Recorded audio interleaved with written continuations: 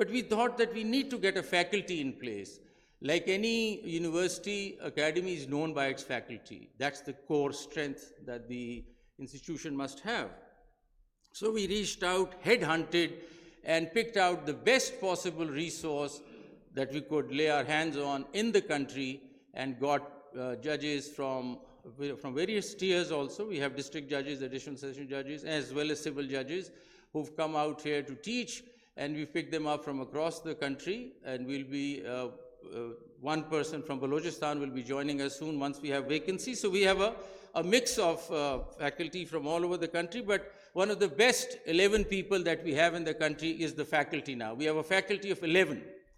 We also have a visiting faculty of almost 91 resource persons in the country who could reach out, who will be helping out with this new program, the Federal Judicial Education program that we've developed, which is hybrid in its nature. And I've explained why hybrid and why it was required. It also, throughout the year, will look at all the 4 tiers of the judiciary, starting from civil judge, senior civil judge, additional session judge, and district judge. All the 4 tiers will go through a program, and we plan to actually, how the program works is that the online GEAM program that you see will be, everybody can participate. And we'll see who's really interested in coming out and improving himself, who's interested in self-development. And if we come up with whatever percentage that we'll decide, we will take those people in for the face-to-face program. We don't want anybody coming to this face-to-face program where you have this wonderful resource teaching them who's not interested, and he's been sent because the Chief Justice of a particular province said, you go ahead and attend this course, and he's not interested. We want people who do well in the GEAM program and who are interested to come to the academy. There has to be that incentive, that desire to come out here. GEAM continues. GEAM will keep on going. People can improve. Maybe some who did not make it in the first round can keep on improving, but they'll have to prove that they want to come to the academy and do something about it, and then they will be brought onto a face-to-face program. So everybody goes through an awareness program, a GEAM program, the module, and they'll keep getting all sorts of videos and materials and self-learning programs. But if they really want to come out here face-to-face, go through the incentives we offer in the face-to-face program, they'll have to really prove themselves that they're interested in doing that, because we don't have the resource or the energy to waste on people who are not interested in improving themselves. So that's how we touch the entire judiciary, district judiciary, who will come out here and go through a training. So we plan to probably take about 660 judges who will go through a face-to-face program in a year. The program runs round the year, and that's the plan so far. So before finalizing the curriculum, as it was mentioned here, it was not that these 11 people, or we sat and we came up with this program. We reached out to all the judges through the TNA. The TNA reached out to all of them by the broadcast system that we have. Now today, when the Honorable Chief Justice of Pakistan will be speaking to the district judiciary, every member of the district judiciary can hear him live, and there'll be a recording also uploaded later on for people who missed out on the speech. So this facility is amazing, that with a click of a button, we can reach out to 3,200 judges, telling them whatever is happening, sharing with them information, videos, whatever. And that sense of connectivity is very important to build that kind of unity and cohesiveness that's required for a strong judiciary in the future. So we've already heard about the program, the WhatsApp channel, and the e-campus, which was very wonderfully done by the faculty with the help of NITB, and I must thank them for this e-campus program that they have done. We can reach out to the world now, reach out to all our judges. Now, the next thing that I want to say is that we've been also trying to open things up by collaborating with various universities in the world. So wherever I go, and I would be requesting the judges of the constitutional courts also, that wherever you go and you meet anybody at an international conference or at a university, please talk to them if they'll be interested to come lecture. And they can lecture through the internet. They don't have to be physically present in Pakistan. And that's how we build a big support of faculty international who could come and help us. So in some of my travels, I've reached out to New York University in Abu Dhabi, who's interested and will be working with me next week to see an online program for the judges. University of Chicago, University of Oxford, Professor Yasser Qureshi has agreed to do a program on constitutional history with all the judges here. He's quite a celebrated academic at Oxford University. It's just a matter of reaching out to them and telling them to help. University of San Diego, we have a Turkish professor coming who's going to be lecturing here next week. We want to develop a technology chat GPT program with a university called the ETH Zurich in Switzerland, who will probably run a whole program for you all online on how to use technology in becoming better judges, in doing research. University of Moscow, Pace University, University of Hull, and you name it, you see.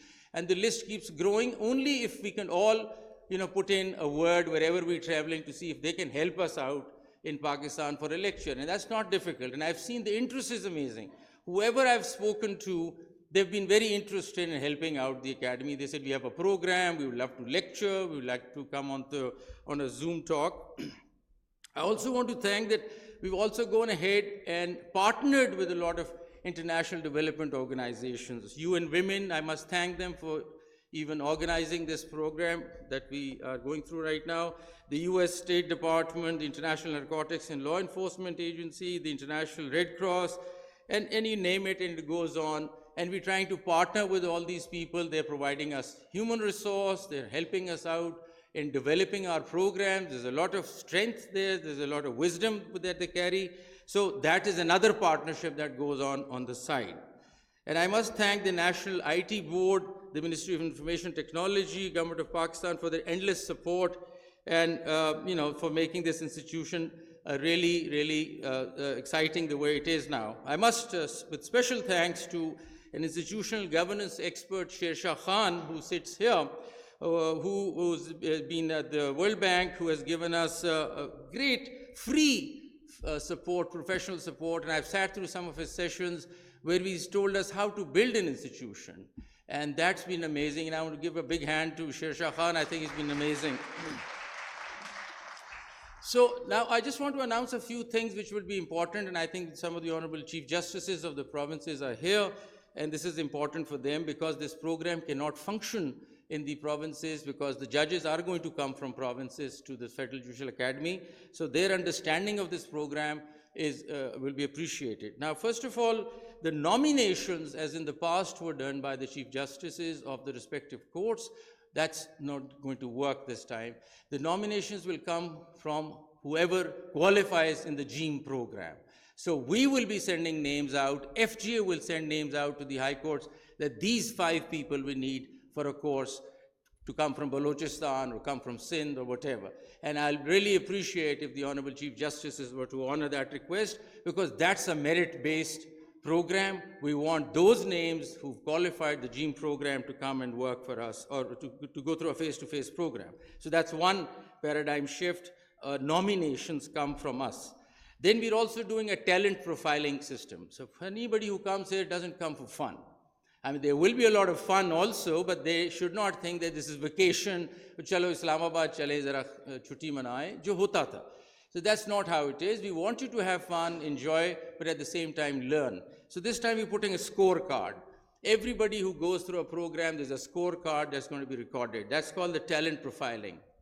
Now the talent profiling, I want the high courts must also do that for their own judges so they should know how good their judges are or what they're doing, but we'll also share this performance measurement index with them. This scorecard goes a long way. This scorecard helps you in their promotions. This scorecard could be really helpful in elevations to the High Court. This could also be very helpful in picking up a registrar or an assignment that the Supreme Court or the High Court might have. So I think this scorecard, this talent profiling is important. We don't have that system. I can now press a button and find out who are the top people in the district judiciary who've done well in these courses, who performed well, and I have a cadre that can help move forward, and that's something that I would like you all to come into it. We are going to also be offering, a lot of donors are reaching out to us for scholarships for the district judiciary. that too we'll be nominating and requesting the Chief Justices that this particular person who stands on the top of the talent profiling test has been offered a scholarship by these donors. Please, we request you to let him go attend this scholarship. And I would like a liberal response on the part of the judiciary. And I also want to say at this stage that number of our judges have their papers accepted for various conferences, which is a big thing. If it's a big conference and one of our judges has written a paper which has been accepted to be read at that conference, I've noticed that most of the high courts have turned down their requests. I don't understand that. If our session judge, our civil judge, his paper has been accepted in a recognized, reputable international conference, we must send him there. I mean, that will be, he'll be a flagship. I mean, it's something that he'll be promoting. He'll be our ambassador internationally. By not sending them there, I don't understand what objective we're achieving. We are really demoralizing the district judiciary. We should encourage people to go out. We must also encourage district judiciary members to go out for LLMs if they have been accepted, either on scholarship or otherwise, to reputable universities. Why should we say no to an LLM if our judge wants to go do an LLM? And that has been in some provinces an approach that I would really request those judges to reconsider. I think we need to bring in that energy. We need to bring in that desire that they must go out and learn in the world and come back as better people.